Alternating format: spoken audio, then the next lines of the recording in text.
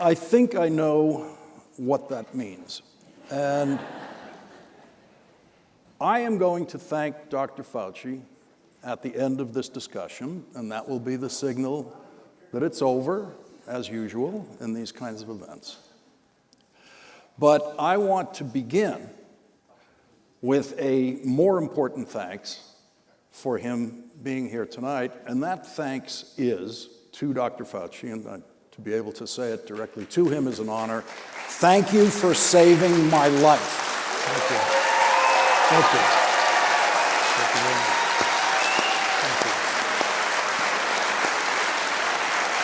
And thank you for saving his life and her life and her life and his life and the lives of literally millions of people. Thank you.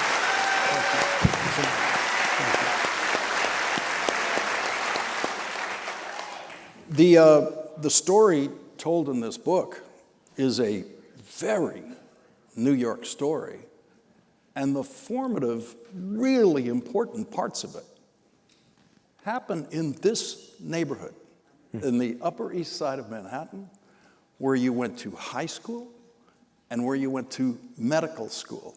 What does it feel like to be back here at this point in this very long journey that started out as an ambition that formed in your mind when you were at Regis High School in this neighborhood? Yeah. Well, Lawrence, it's a very moving feeling. I just was mentioning that we were driving up Madison Avenue and passing 84th and 85th Street, where Regis High School is located. And it's amazing when you see the building and you can just flash yourself back to a 16-year-old Tony Fauci with his little duffel bag and his Latin and Greek books going into school. It was a great feeling. And the same thing about Cornell, the New York Hospital Cornell Medical Center. You, in the acknowledgments of your book, which I appreciate greatly, you include a thank you to the nuns who taught you in elementary school, yeah. which, by the way, coincidentally, was the first line of the acknowledgments in my first book. Thank you to the Sisters of St. Joseph for teaching me how to read and write. But you also thank the faculty at Regis High School here at Holy Cross College in Massachusetts, where you went. And in this book, and in those thanks, you credit them enormously in shaping you. And I was trying to find that in this book, and I feel it's in the book, but it really is in the totality of the book, right. Is how you became Tony Fauci, dedicated lifesaver, not seeking fortune, not going in the directions you could have gone, and with a commitment level that literally I don't know anyone to compare it to. 54 years at the National Institute of Health, 54 years.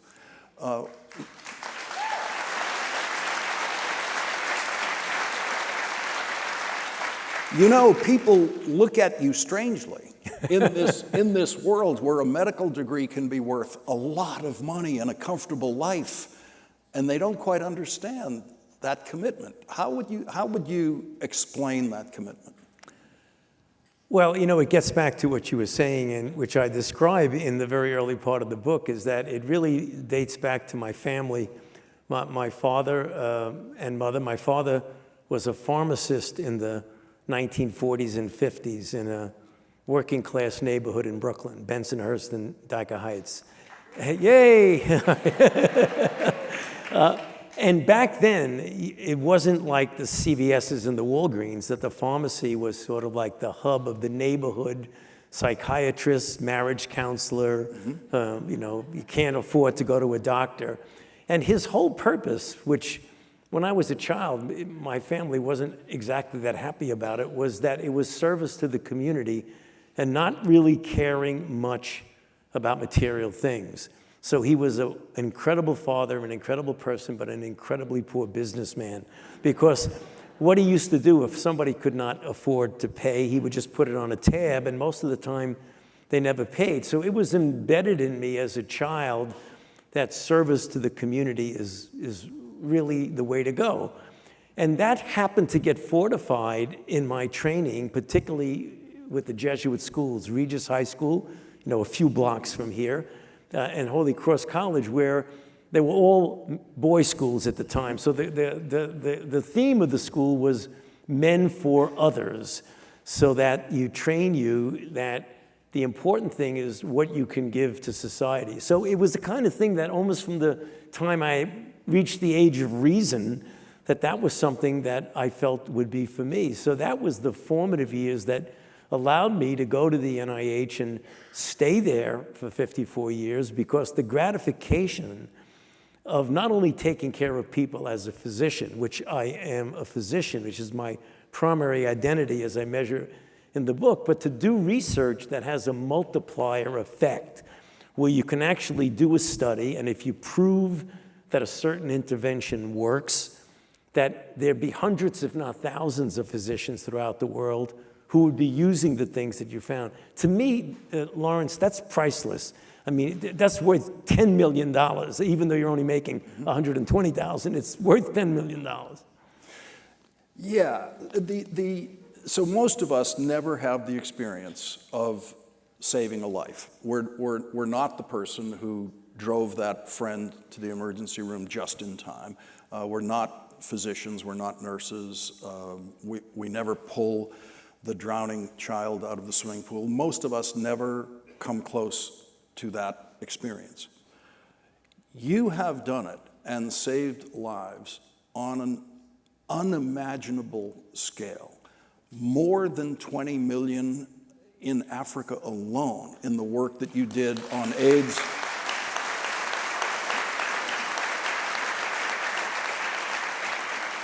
You've surely saved the lives of people in this room with your HIV research, and then also, obviously, with the COVID vaccine that you got in warp speed delivered to us. You also have always been a clinician. You've always had patients. You've always been going in and checking on patients. What does that feel like? What does it feel like to save one life? And then what is the feeling of realizing you've saved millions upon millions of lives? Well, obviously, it's a feeling that you feel, first of all, very humbled and grateful to have had the opportunity to do that. And I mean that quite sincerely. That's the prevailing feeling, that, I just am so grateful that I've been put in a position to having to make the contributions to save lives. But, when you look at what really a physician is someone who tries to save lives, but with the gratification of saving lives, was anteceded for years with the pain and the suffering of not being able to save the lives of persons with HIV from 1981 to the time we developed drugs, which, had in it, I refer to it in the memoir as the dark years of my professional career, because from 1972, when I left the New York hospital after my chief residency and came down back to the NIH where I did my fellowship, I was fortunate enough to be in a project that developed in remission-inducing therapies for rather uncommon autoinflammatory diseases called the vasculitides. So I went for about 9 years with that great gratifying feeling that, wow, I'm on a roll, I'm saving people's lives. They would have died. We have a 93% remission rate, and that was fantastic. Then in 1981, when I decided, with the first cases of this bizarre disease that didn't have a name and didn't have an etiology, that I was going to turn my direction to just doing that. That was a complete turnaround, because that went from the gratification of saving life to the pain of not being able to do that, and seeing your patients one after the other, young, otherwise previously healthy young gay men, dying, almost inevitably, few exceptions, and you were putting like Band-Aids on hemorrhages. That led then to when we got the drugs, and that was the real spurt. We've got to do something about this, and that's how we put in the program to develop the life-saving drugs. And then it went into a situation where the persons who otherwise would have died of HIV were now living essentially normal lives with the triple combination. So you have to take both sides of it when you're a physician. You have to be able to work with and accept the pain, and you can't separate that. I mean, as a physician, you have to not get so emotionally involved that it interferes with your function. But when you do that, you suppress it, and you never forget that. Yeah. The biggest section of this book, the longest story told in this book, is that war with HIV and AIDS that you volunteered for. You didn't have to. You decided, I want to make this my full-time attention. You brought patients to be treated by you personally into NIH. You were running what was surely the most sophisticated clinic in the world at the time for treating AIDS patients.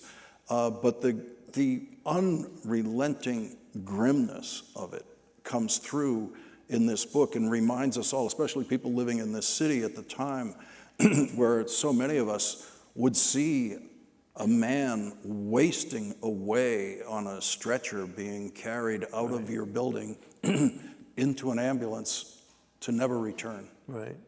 Yeah, one thing I do want to mention, though, because you said that I did that, we had a team, so it wasn't me. I mean, I particularly, individuals, fellows. I mentioned some of them, Cliff Lane and Henry Missouri and a bunch of others. My own wife, Christine, was an AIDS nurse, so there was a team there that did it. I mean, I was the head of the team, but it was a team effort. Let's get back to Christine Grady, PhD.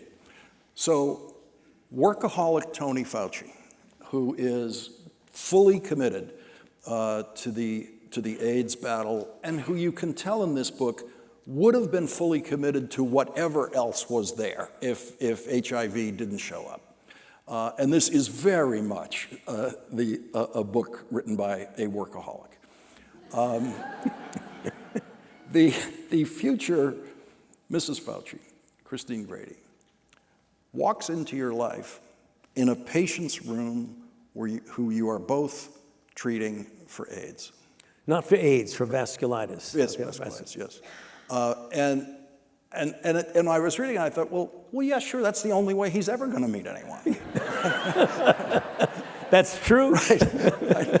And you were very nervous, and you finally kind of worked up the courage. And I have to say, it's a wonderful passage, because it's one of the more awkward asking someone out on a date passages that you can read. This is not the James Bond version.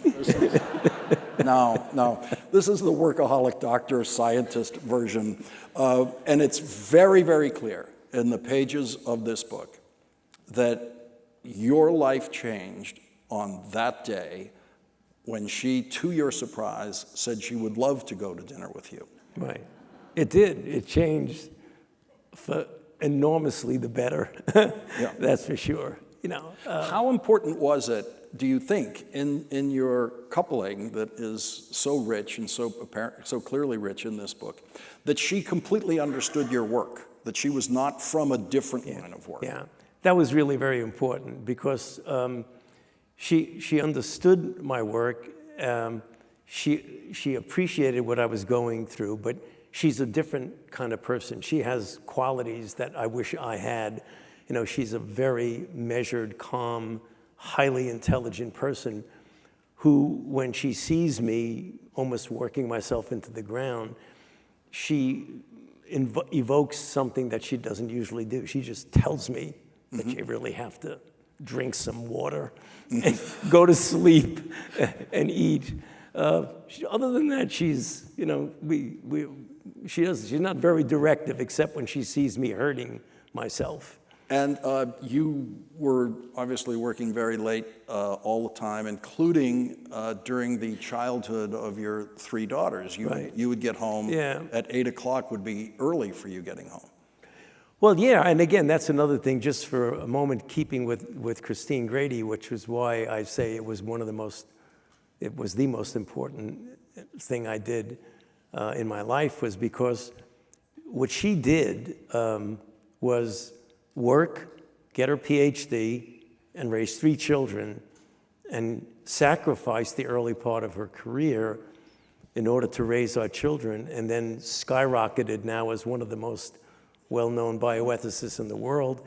While I was just going back and forth to work, she was, I think of that thing that, Ginger Rogers, and, she could do everything that Fred Astaire did, only backwards with heels. So she did everything I did, only 3 times, right? All right, let's play a little game from the book. Which president said this? He gave me a hug and whispered in my ear, "We love you, Tony. Thanks for all you do for our country and the world. I will not miss Washington very much when I leave, but I will miss you and people like you." Want the audience to guess? George W. Bush. He was... So not all Republicans hate me, right? Right. Yeah. So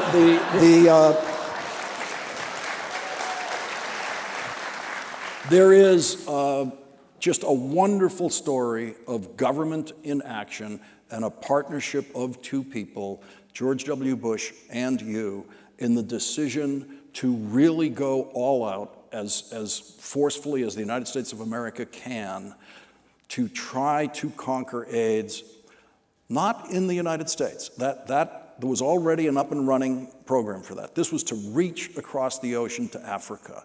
And you found in George W. Bush a more than willing partner. You're absolutely correct, a more than willing partner. I and several of my colleagues, once we got the life-saving combinations of drugs in 1996 and 1997, for the next 4 or so years till we got to 2000, our patients who otherwise were succumbing were like leading normal lives.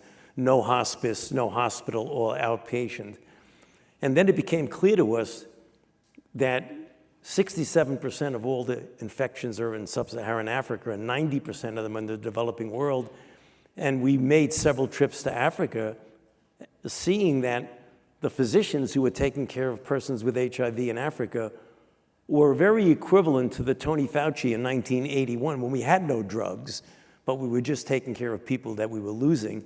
There were drugs, but they couldn't afford it. So I became totally convinced that we really had an obligation to do something about it. But my being convinced that we had an obligation was going nowhere. Enter George W. Bush, who clearly felt that, brought me into the White House and said, as I quote in the book, "We have a moral obligation to make sure as a rich country, we don't allow people to die of a treatable and preventable disease because of where they happen to have been born." And that's when he sent me to Africa and said, "Go there and figure out a way to put together a program that's accountable and transformative so that we can get those people to have the same sort of care and treatment we do." That shows so clearly what the power and the office of the President of the United States can do. And there would be no PEPFAR without George W. Bush. His father, as president, was publicly attacked by ACT UP and other AIDS activists who were all trying to get more action out of the government on this. You were publicly attacked by the same people. Playwright Larry Kramer called you a murderer, said you were the worst person in the world, literally, in a much more colorful way than I just did. Your last words to Larry Kramer when he was 84 years old and in the last weeks of his life, long after those confrontations that you had, are in this book. Tell us about those last words between you and Larry Kramer. Yeah, well, Larry was a firebrand who liked to stoke up a lot of activity, iconoclastic, theatrical.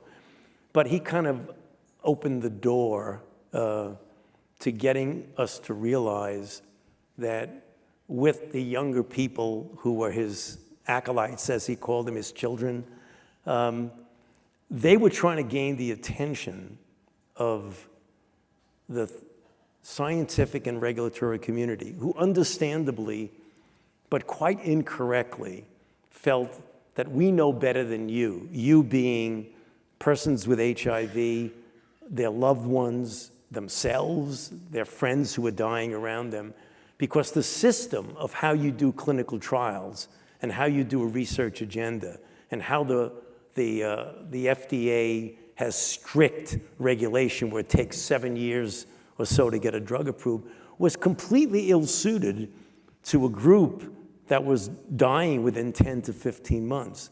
So they wanted to gain our attention. And most of the scientific community at first, even me, felt, well, we know better than you do, so let us make the decisions.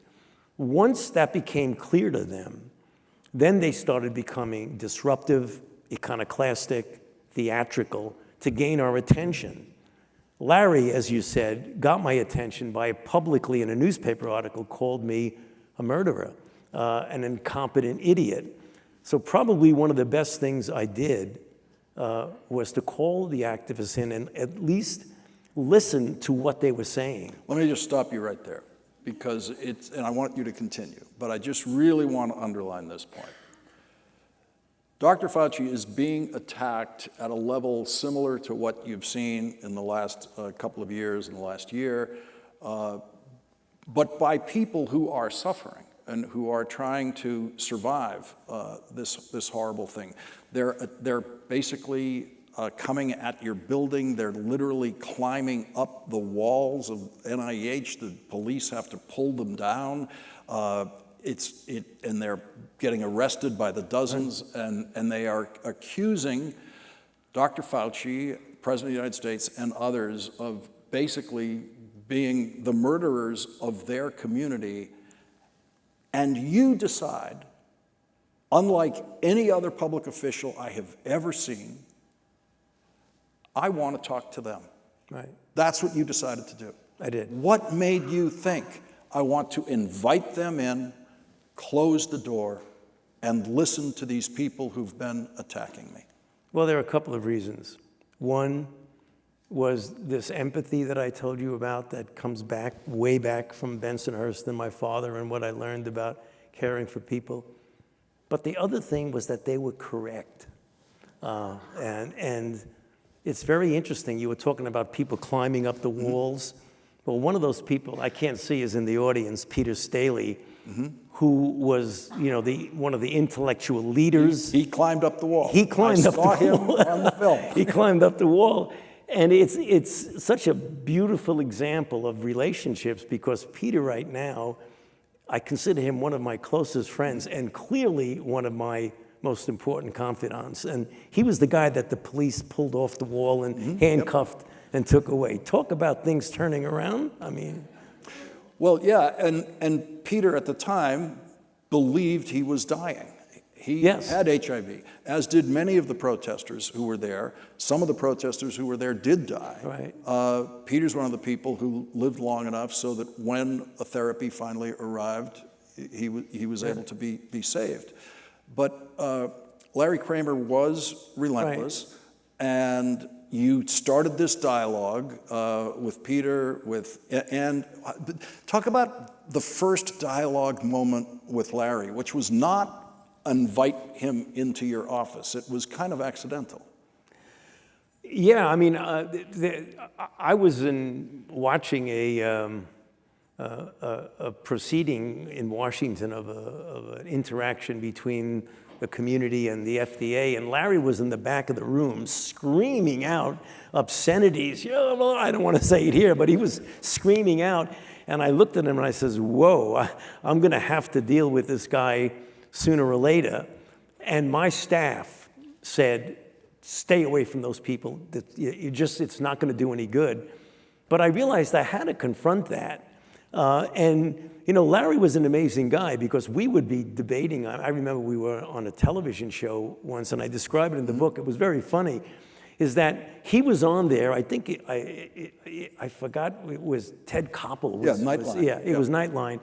And he was blasting away at me, and like, just, you're sticking up for the government and this and that, and you got to chain yourself to the White House fence. And he just trashed me on the television program. He was in New York, I was in Washington. I get in the cab, I come back to my house, the phone rings. It's Larry Kramer. He says, "That was didn't we do well?"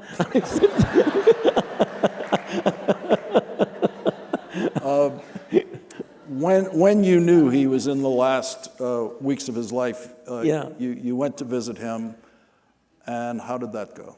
Well, it was very moving because I had dinner at his house when he was, barely, able to move around.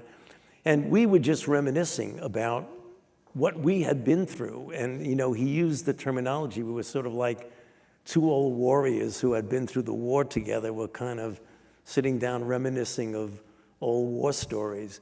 And we got to be very, very close. And when he was sinking and dying, I got on the phone with him. He was barely audible. And I said to him, I said, "I love you, Larry." And he said, "I love you too, Tony." And that was the last word we said to each other. So the guy that, yeah. It is the Larry and Tony story in this book is just a remarkable, book-worthy story of its own. It's one of the many deeply personal dramas that the reader feels so clearly. Let's take a step back to which president said this. "We've got to get back to normal by Easter."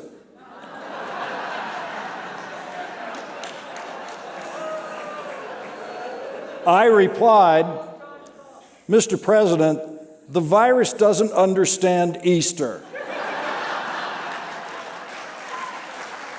They really think they know. They think they know. Yeah, that was President Trump. That was President Trump. The Trump years had a unique difficulty. Obviously, you're facing the COVID-19. It comes out of China, and it's quite dramatic as it emerges in these pages, how you find out about it, how you start working on it. And you have a president who is, from where we're sitting, just completely out of it. But backstage with you, it's more erratic. He seems to, backstage with you, go back and forth between anger at you and realizing, at least some of the time, maybe even a lot of the time, that you're right. Right. Well, that's that chapter, I hope and I believe does accurately describe the complexity of the relationship between the president and I, because when we first began working on this, when I was a member of the coronavirus task force, we got along very well. And he listened to what we were saying because he was hoping, understandably, but unfortunately not correctly, that the virus would peak at the end of the cold season, and come March and April, it would go away. And we were trying to convince him, I was personally trying to convince him that that was not the case. And when it was clear to him that, and we had a very good rapport. I describe it in the book, it was sort of like two guys from New York. This guy from Queens, this guy from Brooklyn. We kind of had that New York swagger that most people in New York have, and we got along well, and there was not a problem. But when it became clear to him that the virus wasn't going to go away, he began saying things that were just not true, like it's going to disappear like magic. And when it was clear it didn't go away, then along comes the curative elixir, hydroxychloroquine, and then that's when I had to get up and do something that was very uncomfortable and painful. I had to, even though I greatly respect the office of presidency of the United States, I had to get up and publicly disagree with him when I was asked, which the people who attack me now think I did that because I wanted to get him. I had no antipathy to him at all, but I couldn't preserve my own integrity and fulfill my responsibility to the public without just saying, I'm sorry, hydroxychloroquine doesn't work. No matter what Peter Navarro tells you, it doesn't work.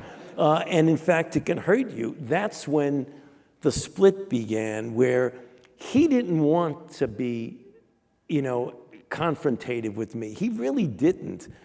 his staff got really upset, and that's when they started doing crazy things like opposition research on me. But it was only at the very end that it was clear that he started to really attack me. But he went a long time not doing that. And then there's this. Anthony, he said, you're losing me trillions of fucking dollars. Then he said, Anthony, you and I are okay. This is no problem between us. I know you better than you think, and I respect you, and I like you. You need to do your thing, I need to do mine. Just as we were ready to walk out to the Rose Garden, he looked at all of us and said, do we really need to have those masks on? It sends the wrong signal. Mr. President, it would be an unforced error to take them off, I said. The press would kill us. Who gives a shit about the press, he said. They will try to kill us no matter what we do. Francis and Deb looked at me, and I said, Mr. President, I will not remove my mask. I must wear it. Sounding exasperated, he said, okay, if you insist. And then the president turned to the generals. He said, you guys take your masks off, you hear me? The commander-in-chief had spoken. Their masks came off. And we all headed outside for the announcement. You make the observation that you suspect that he, in his, I'll use the word respect, it's an odd word to use with him. He understood, I'm going to say that.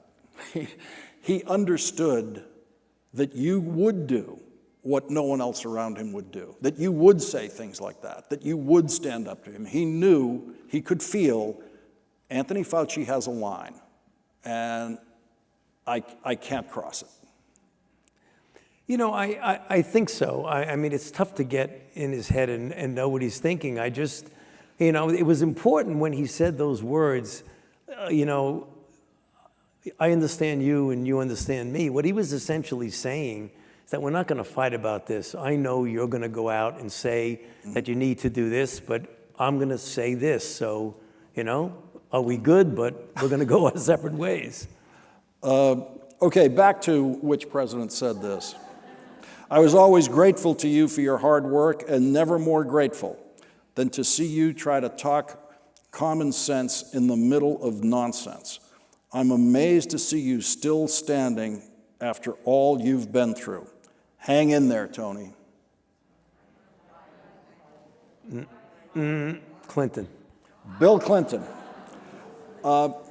So by the time you get to the Trump presidency, every previous president I'm reading about here, certainly starting with George H.W. Bush, is paying full attention to you. They might not necessarily be delivering all the resources you would like to have on that day, with the exception of George W. Bush, who actually, interestingly, compared to the other processes that other presidents had to get bogged down in, he just willfully pushed through to get that money available. But you've gone through a line of presidents who all respect you, all listen to you. Last one being President Obama, this is prior to Trump, who's extremely attentive, as you point out here, and is always asking questions that are on point. How disorienting was it when you realized the person at the top of this thing, this president, is the single most difficult person I have to deal with in all of this? Yeah, it was kind of like Whiplash, Larry, because I would be in discussion with him, either alone or with Deb Burks and others, and we would say that, tell him that we need to have this 15-day separation, flatten the curve, and we needed to extend it for 30 days. That was Deb's plan, and she did a really good job on that. And then he would seem to agree with us. And then he would go out and say, free Virginia, liberate Michigan, which was a direct contradiction to what he said, which I know what happened is that we walked out of the Oval Office and somebody else walked in and he listened to the last person. It was the same thing, you know, when I told him, I said, you know, we've really got to level with the American public and tell them what the truth is. Ultimately, they're going to wind up respecting us for that. He seemed to really get it, in the discussion, as like talking like this. Then I went home and turned the television on, and he was in a press conference saying that it's a Democratic hoax. And it's like, I use the word whiplash because it really is. There's a great passage in here about you going to your college reunion at Holy Cross, and you face a situation that I think we've all faced. I've faced it more than once. I'm going into something and I see, I'm the only one with a mask. What do I do? And to this day, I'm frequently on an airplane the only one with a mask. So let's do the Dr. Fauci's the only one with a mask passage at his college reunion, 60th college reunion at Holy Cross. I put on a mask, as I always did in indoor public settings. When I looked into the reception hall, where about 50 of my classmates were milling about and chatting, it was a welcome scene, but there was one problem. No one was wearing a mask. I didn't know what to do. We've all been there, right? I thought to myself that if I kept my mask on, I might make some people feel uncomfortable. Ever since the spring of 2020, I had rarely faced this dilemma in Washington, D.C., because typically at social gatherings, we were masked and required to test in advance. But by the spring of 2022, maskless events were becoming more and more commonplace, and of course, we'd all started hugging each other again after 2 years of social distancing. Still, I was Dr. Fauci, and I had to do a quick calculation, one that I know many Americans were familiar with. Do I take off my mask? Just then, I saw my old buddy, Jim Mulvihill, who had earned a dental degree from Harvard after Holy Cross and later headed the University of Connecticut Health Center. Hell, I thought, and quickly stuffed my mask into my pocket. I was a little nervous, was fully aware that I was taking a risk, but my split-second decision was based on the fact that I intended to be in there for only a few minutes. I gave Jim a bear hug, and then I did the same with Jack Fallon, who in my day was Holy Cross's star football wide receiver, and several other class of '62 alumni. I flew home masked and feeling grateful for these encounters. And that's how Anthony Fauci got COVID.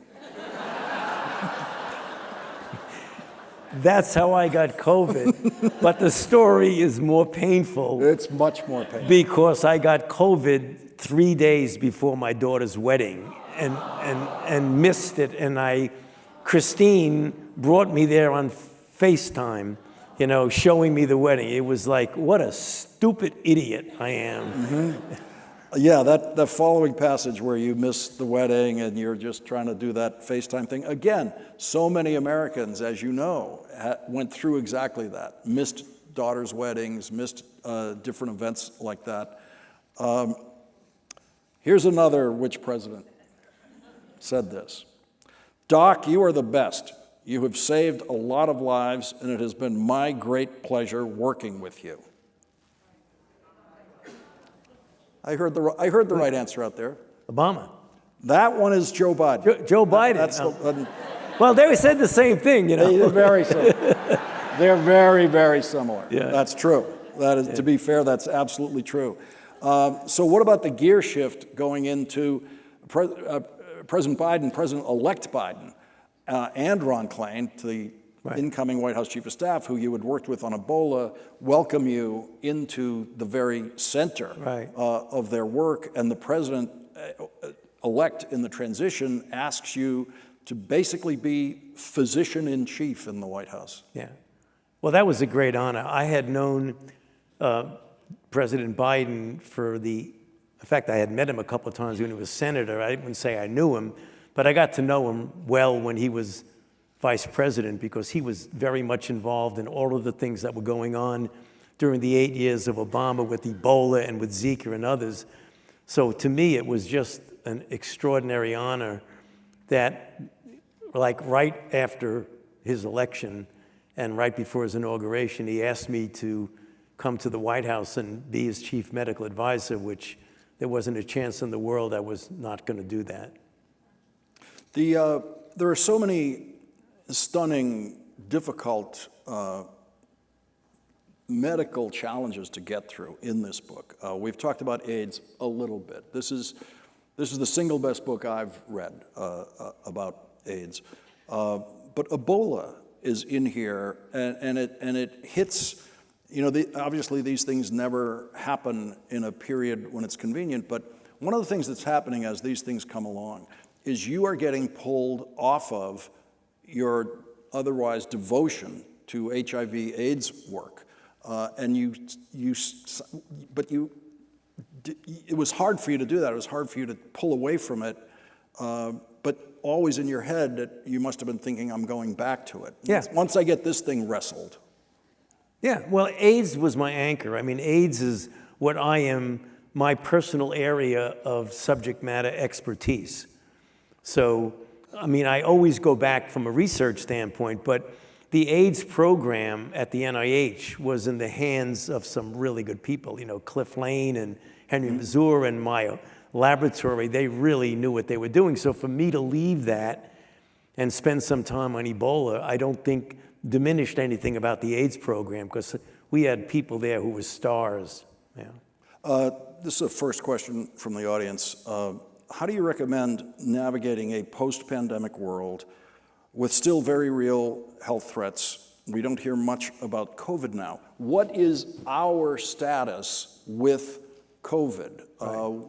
We should continue to get boosters. Yeah. What should we be doing? What is the threat that we're faced with now? Well, it has settled into a semi-endemic disease. I mean, if you look, when you categorize diseases, Lawrence, you either eradicate them, eliminate them, or control them. We're not going to ever eradicate COVID. It's not going to happen. I doubt if we're going to eliminate it. It's such a contagious disease, but there's such a degree, because most people have either been vaccinated multiple times and infected multiple times and vaccinated, that there's a degree of baseline immunity that if you get infected, it's unlikely, unless you are really a vulnerable person, elderly, underlying conditions. So what is it going to be? It's going to turn into a more serious version of a respiratory illness than influenza is. It's just going to assume itself into the winter things that are of most risk to the elderly and vulnerable people. And just like influenza, except a little bit worse, except if we get such a brand new variant that all the protection we've built up is not going to work. I doubt that's going to happen, but you always have to be prepared for it. This is a question from one of your medical colleagues in the audience, a doctor, Dr. Marissa Girolamo. She says that she relied heavily on her own medical knowledge and training at the beginning of the pandemic, but also her daily dose of Dr. Fauci's guidance and wisdom. And she asks, what did you do to cope with the naysayers, misinformation, the insanity of that are then president and the deniers? Well, Lawrence, as I say multiple times in the book, you have to focus like a laser beam on what your purpose is and what your goal is. Mine was exclusively to protect and preserve the health of the American public. All of the other things, not to dismiss them, but they're kind of peripheral noise. And you just got to focus on why I'm there. I'm there as a physician, a scientist, and a public health official. That other stuff is not pleasant, but it doesn't interfere with what I do. Okay, and Dr. Fauci, how did you deal with all the women falling in love with you during the COVID crisis? And I have a follow-up to that one. How did Christine deal with all of the women falling in love with you? Of course, Christine is quite confident. I know that I am dealing with the best woman in the world. Yeah. Okay. They never had a chance. What is the likelihood that the world will see another COVID-like pandemic in our lifetime?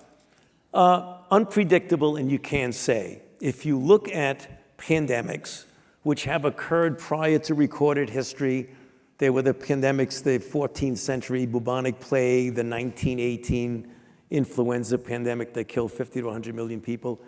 We had a mild pandemics, if you want to call it that, in 1968, 57, 2009.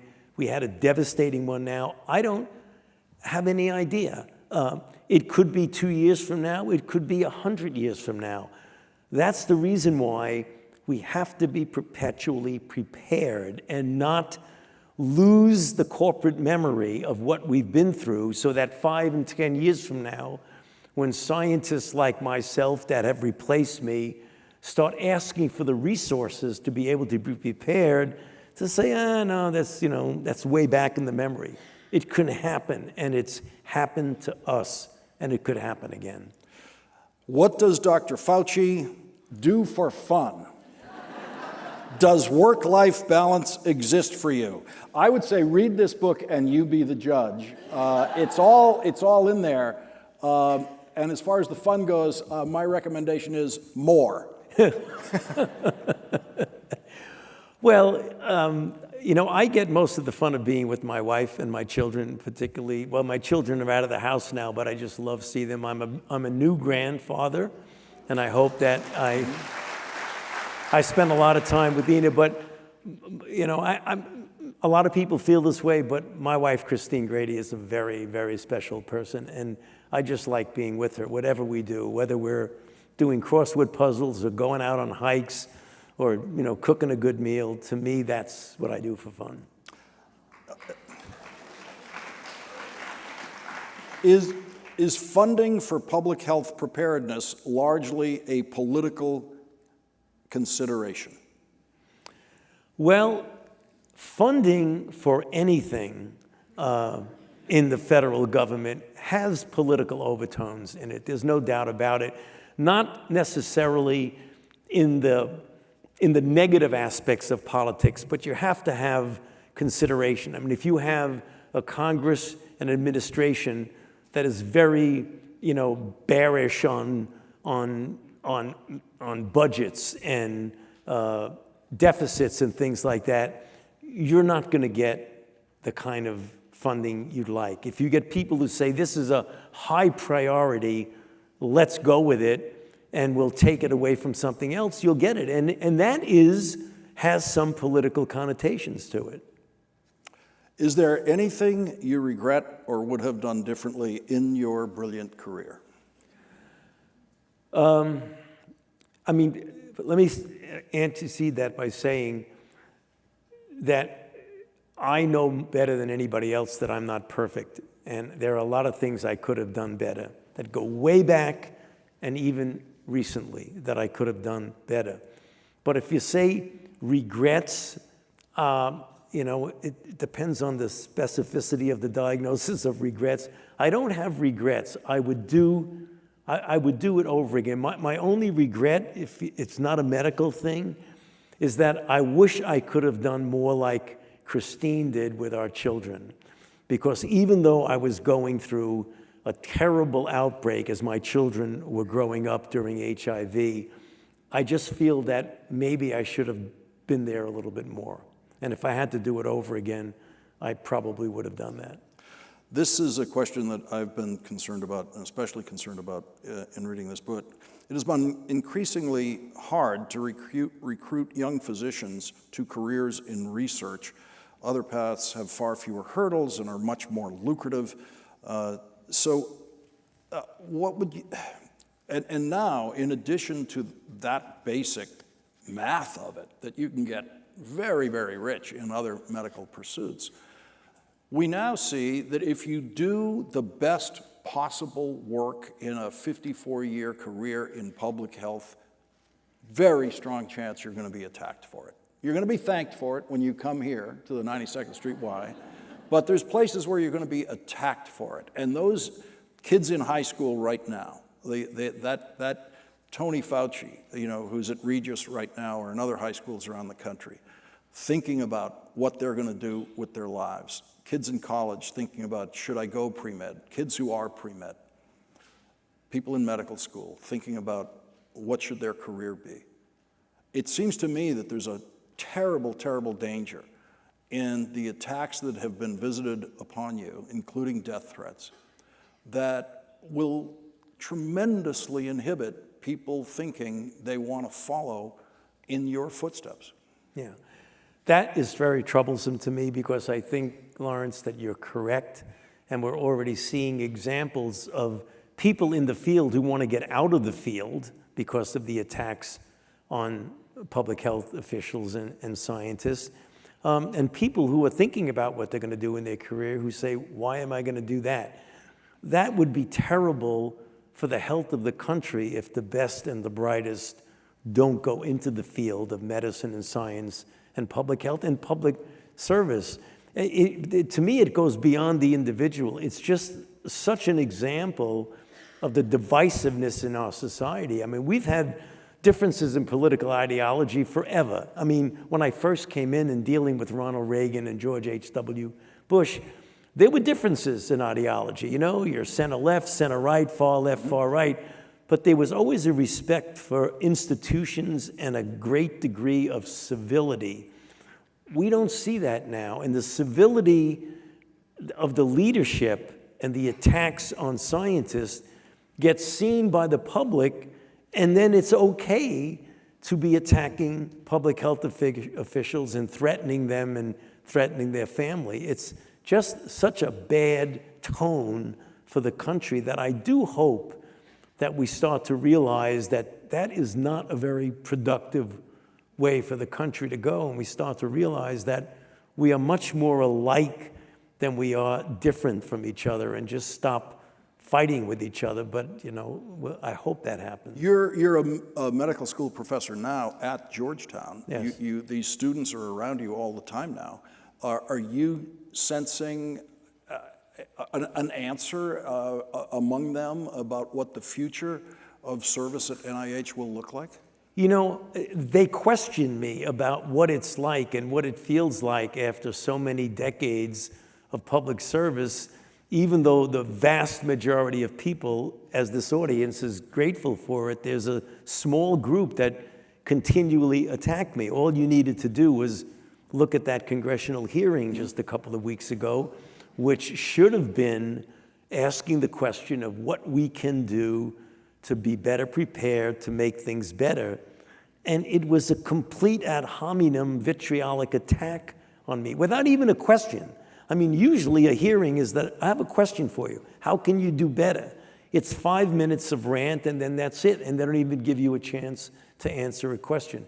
That just doesn't work if you want to make things better. A man was recently arrested with an AR-15 in the car and a list of possible targets that included you on his way to Washington. You live with that. Your wife, Christine, lives with that. Your daughters live with that reality. How do you live with that? Well, it's not easy. I wish it weren't the case. But you can't allow that to intimidate you or interfere with what you're doing. So you just put it aside and say, it is what it is. I'm going to have to continue to do what I'm doing. The thing that I have to tell you, I'm a pretty mild-mannered person. The thing that infuriates me is when they do those attacks and harassments of my wife and my 3 daughters. That brings out the Brooklyn in me, you know?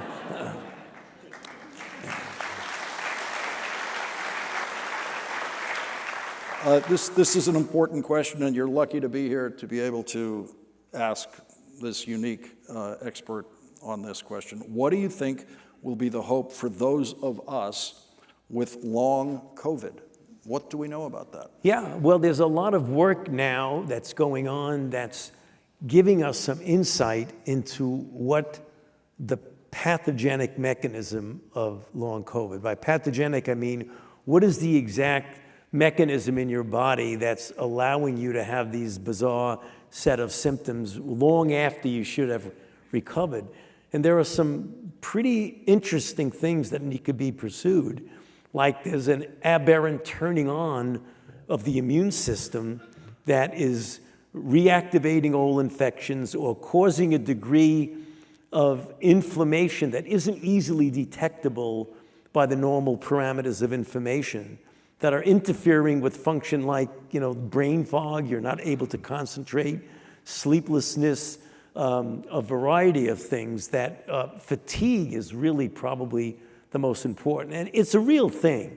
These are not crazy people. This is a real thing. People who are athletic and were able to run marathons who have real trouble just, jogging around the block. So I hope that in the next, I would say months, but it might be years, that we really get our arms around it and be able to intervene in a way to counter whatever that mechanism is that's causing long COVID. You have been watching a live rehearsal of the last word tonight on MSNBC because I'm going to have exactly one guest for the full hour, which will be Dr. Fauci at 10 o'clock tonight. Now, I know what you're thinking. Why bother watching if we saw the full version here? You be the judge. It will be somewhat different. I want to go to a letter in this book, which is a thank you letter to you, which I think is a letter that speaks for all of us, speaks for millions of people around the world. This is an Ebola patient whose life you saved. Certainly speaks to the people who were threatened by Ebola who survived it.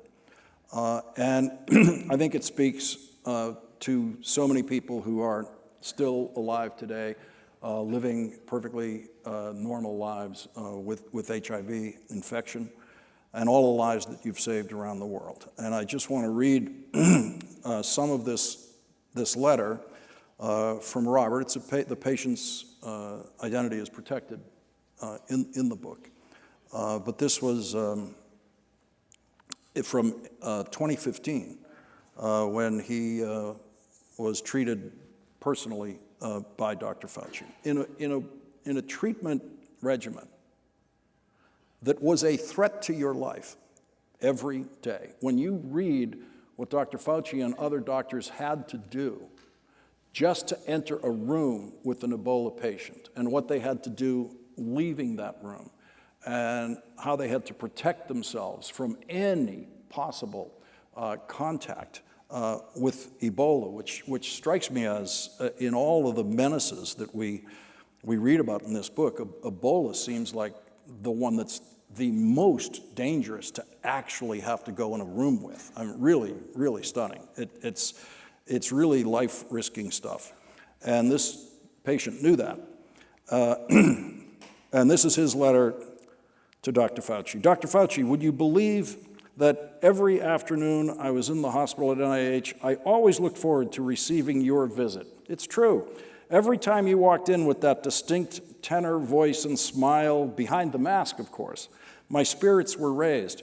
It was always a joy to speak with you, and I thoroughly enjoyed our conversations.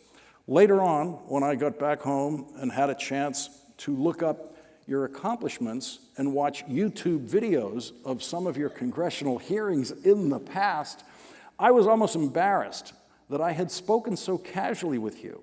I thought maybe I should have been more respectful or formal. And how in the world do you look so good at your age? Please give me the secret. I'll need it someday. Because of all of you, I am alive and well today. I actually have a copy of a picture taken while I was still intubated.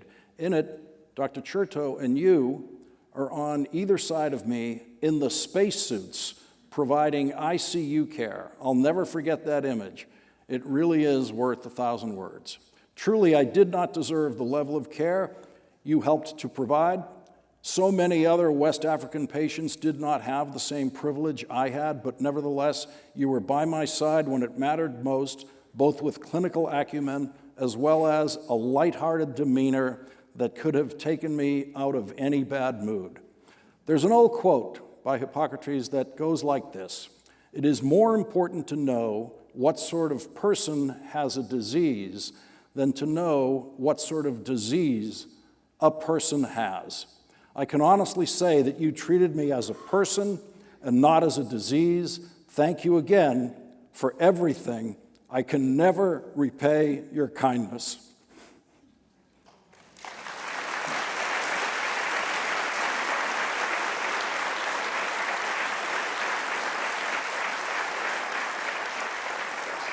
You have not been thanked enough, but it's hard to think of a better thanks than that. Thank you.